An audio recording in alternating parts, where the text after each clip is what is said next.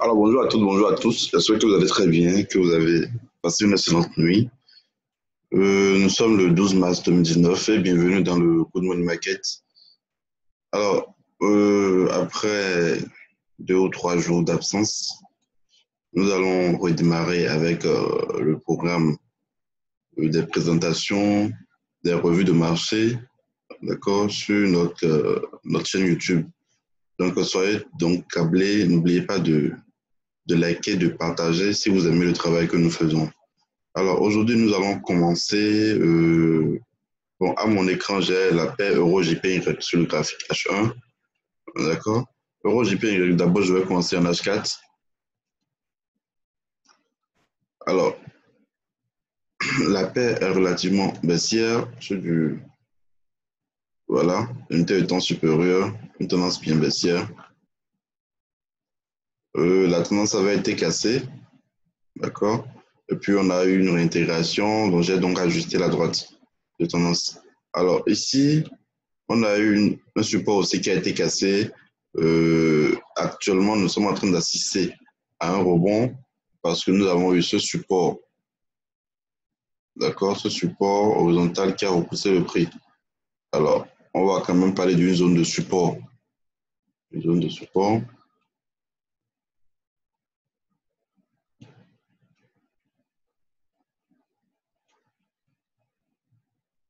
Voilà. Donc, nous avons une zone de support ici qui a un peu repoussé le prix. D'accord? Donc là, actuellement, nous avons une résistance baissière qui va probablement jouer son rôle en repoussant aussi le prix. Donc, ce que nous allons faire, nous allons attendre. D'accord, nous allons attendre. Là, je repasse en H1.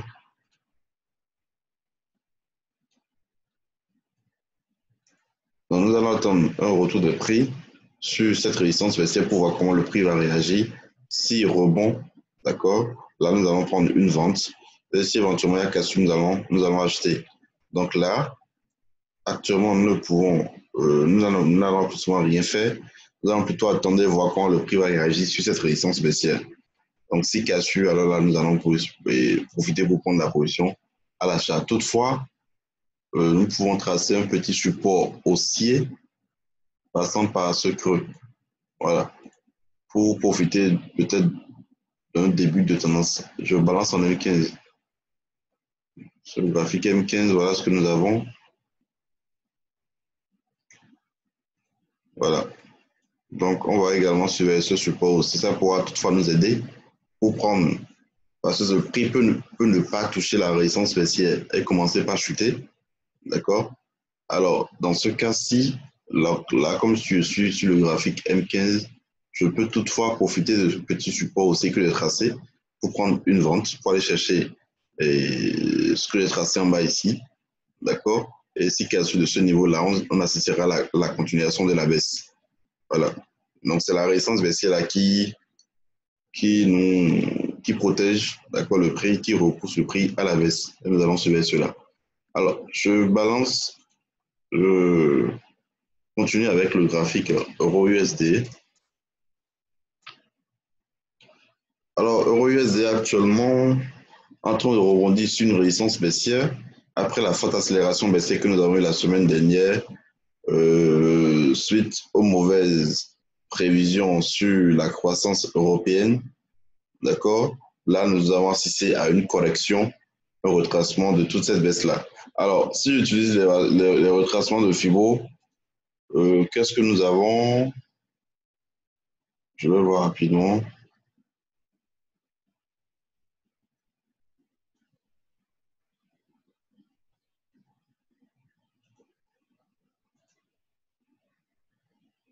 Alors, si j'utilise les retracements pour cette baisse que nous avons ici, on voit que le prix actuellement est en train de rebondir sur les 0,618, c'est-à-dire les 61,8%.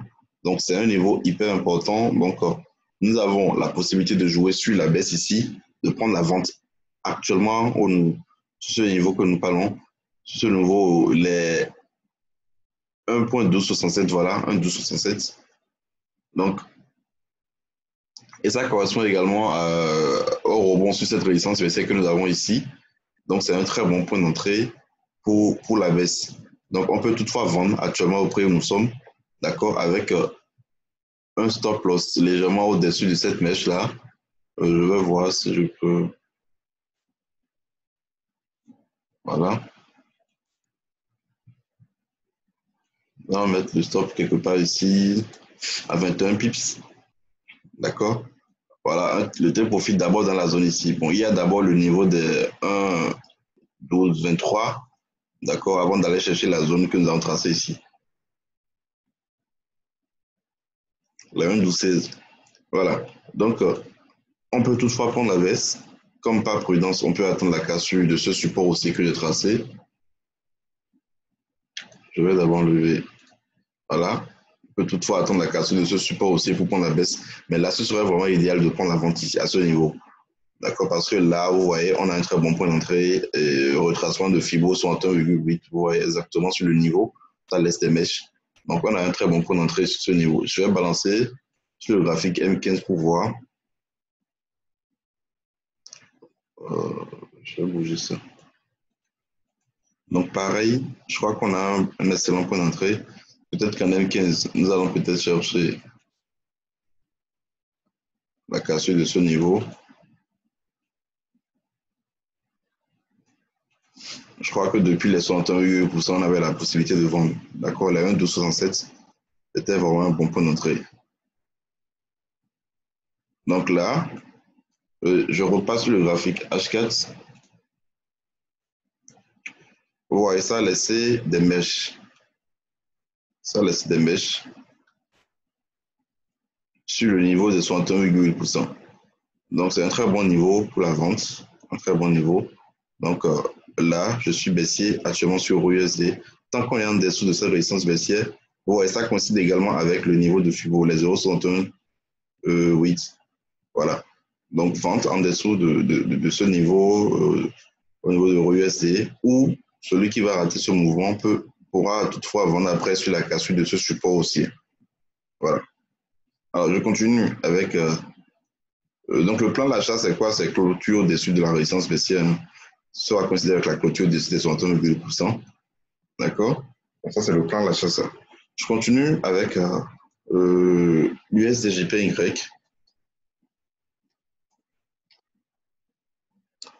Alors, l'USDJPY, on dirait le même scénario comme sur EuroJPY.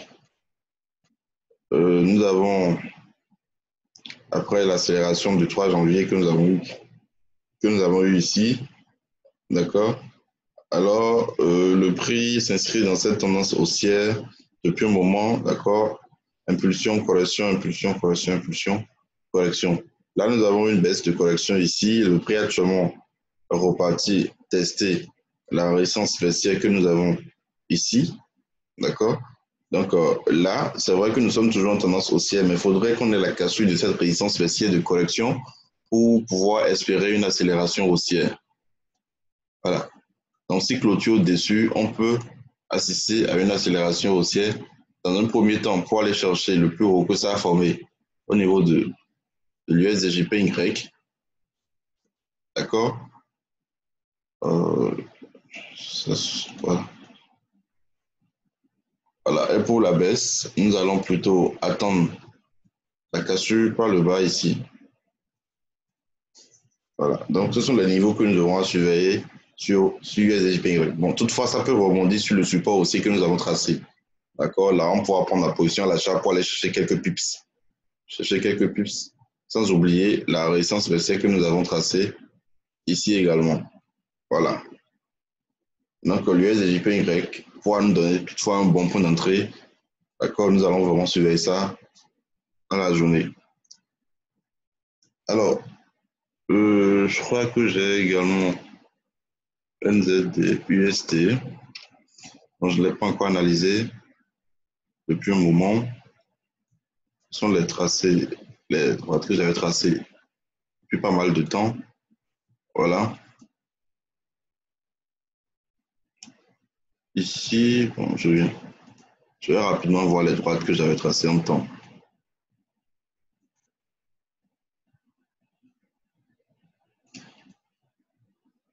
Alors, à partir de ce creux, le prix n'est plus revenu sur le premier support haussier, donc je trace ce support haussier également. Donc nous avons actuellement la formation d'un triangle symétrique. D'accord. Le prix est en pleine consolidation. Nous avons quand même ce support que nous allons tracer ici.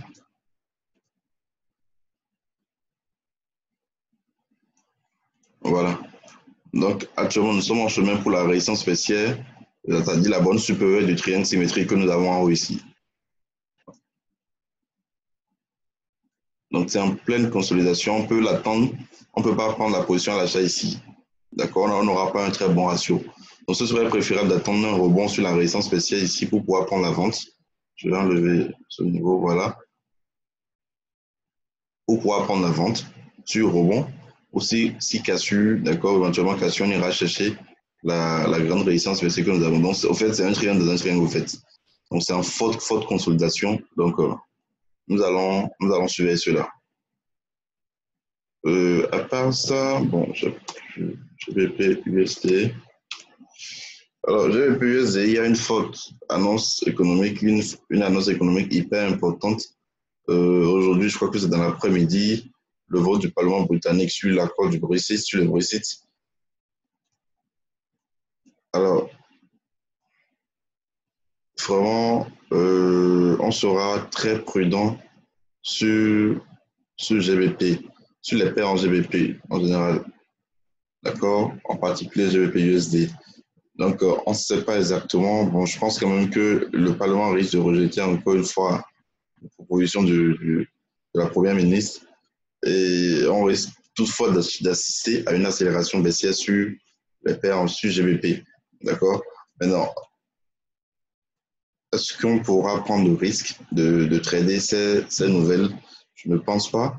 Mais de façon technique, d'accord, nous avons eu, je vais voir passer sur mes anciens tracés. Nous avons un support haussier ici. Je vais rapidement voir ce que je vais tracer. Voilà, ça avec assez à ce niveau-là. Alors, je crois même que je vais enlever ça. Je vais considérer le support haussier que nous avons ici. Alors là, actuellement, je vais tracer d'abord la résistance à ce niveau. Ce niveau également. Alors, ici, nous avons une forte accélération haussière hier sur GBP. La tendance reste haussière. D'accord, la tendance reste haussière.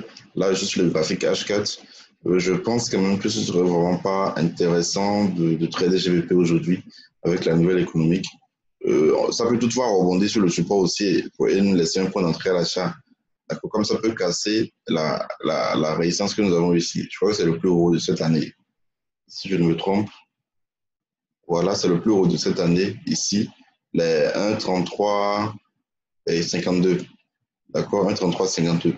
Donc, si clôture au-dessus de 1,33,52, on peut toutefois acheter. Reste à savoir comment prendre la position parce que ça peut casser sans nous laisser un point d'entrée. Alors, nous allons voir, moi particulièrement, je ne vais pas suivre les GBP avec les accélérations que nous avons sans cesse encore. Ça ne m'intéresse pas. Ça ne m'intéresse pas trop. Alors, je crois que c'est tout ce que j'ai prévu pour vous. Vous pouvez nous écrire inbox, d'accord, pour demander d'autres analyses.